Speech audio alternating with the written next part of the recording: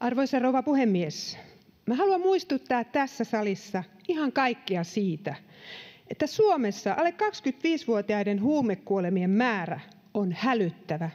Se on ollut hälyttävä jo vuosikausia. Mitä me olemme tehneet? Nyt on tehtävä. Nyt on asiaan puututtava voimallisesti ja ripeästi.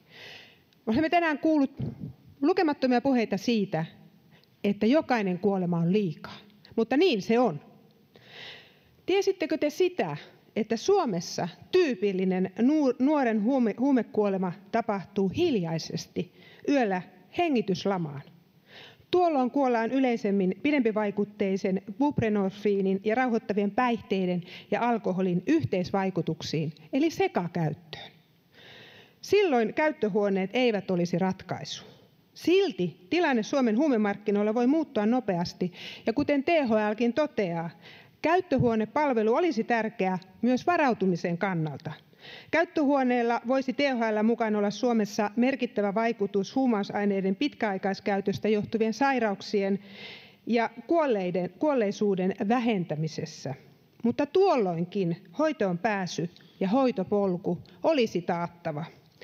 Arvoisa rouva puhemies, me tarvitsemme Suomessa siis monia toimia, jotta huumeista johtuvia haittoja voidaan ehkäistä ja ennen kaikkea, jotta huumeiden käyttäjät, meidän nuoremme, saavat tarvitsemansa avun irti huumeista.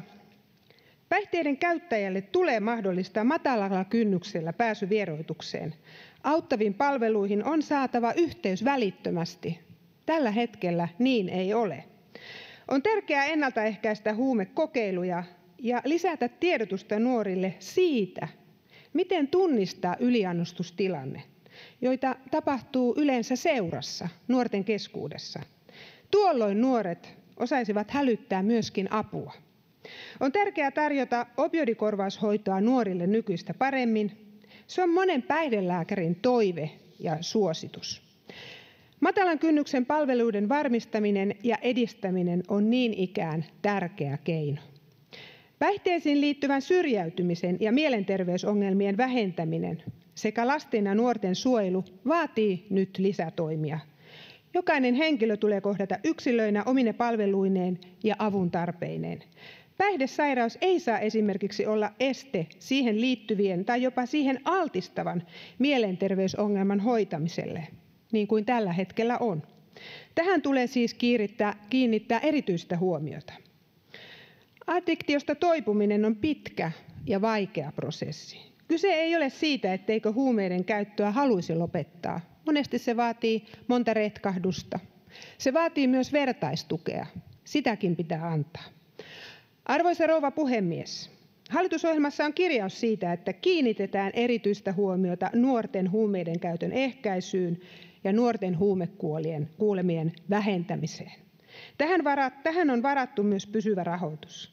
Lisäksi laaditaan toimintaohjelman tavoite tämän edistämiseksi. Meidän nuoremme ansaitsevat nyt kaiken avun ja kaiken hoidon, ja meidän on toimittava nyt. Kiitos.